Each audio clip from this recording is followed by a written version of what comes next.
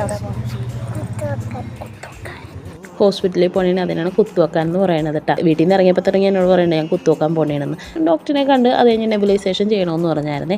അപ്പോൾ അവിടെ നെബുലൈസേഷൻ്റെ മുറിയിൽ ചെന്നപ്പോഴേക്കാളൊക്കെ ഭയങ്കര ക്ഷീണമായി, കട്ടിലും ഉറങ്ങണമെന്നൊക്കെ പറഞ്ഞേ. പിന്നെ അവിടെ കുറച്ച് നേരം കിടന്ന് കഴിഞ്ഞപ്പോഴേക്കാളും ആ നഴ്സുമാർ വന്ന് നെബുലൈസേഷൻ ചെയ്ത്. നല്ല ചുമ എന്ന് പറഞ്ഞാൽ നല്ല ചുമയുണ്ടായി. ഇന്നലെ രാത്രി എന്നെ ഉറക്കിയിട്ടുണ്ടായിരുന്നില്ല. ഒരു 3:30 ആയപ്പോഴാണ് പിന്നെ അവളൊന്നും ഉറങ്ങിയത്. അപ്പോഴാണ് ഞാനും ഉറങ്ങിയത്. പിന്നെ രാവിലെ 5 മണിയായപ്പോൾ പിന്നെയും എണീക്കുകയും ചെയ്തു. ഈ കണ്ണുകൊണ്ട് അഭ്യാസം കാണിക്കണേണ്ട് അവിടെ ഇരുന്നിട്ട് എന്നോട് ഇരുന്നിട്ട് ചിരിക്കണമുണ്ട്. അതിൻ്റെ ഇടയിൽ മരട്ടിലെ PS മിഷൻ ഹോസ്പിറ്റലിലാണ് ഇവിടെ സ്ഥിരമായിട്ട് കാണിക്കുന്നത്. അവിടെ ഒരു സിസ്റ്റർ ഉണ്ട്.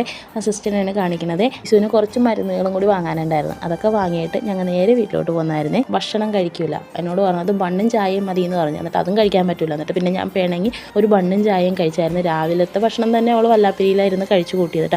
ആശുപത്രിയിൽ കഴിഞ്ഞ് വന്നപ്പോൾ വൈകി പോയല്ലോ. അപ്പോൾ മീനെടുത്ത് പുറത്ത് വെച്ചിട്ടുണ്ടായിരുന്നേ. അപ്പോൾ അതിൻ്റെ തണുപ്പും പോയിട്ടുണ്ടായിരുന്നില്ല. അപ്പോൾ ഞാൻ ഇന്നലെ വൈകിട്ട് വെച്ച ഒരു ഇത്തിരി ബിരിയാണി ഉണ്ടായിരുന്നു കേട്ടോ. അതാണ് ഉച്ചയ്ക്ക് കഴിച്ചത്.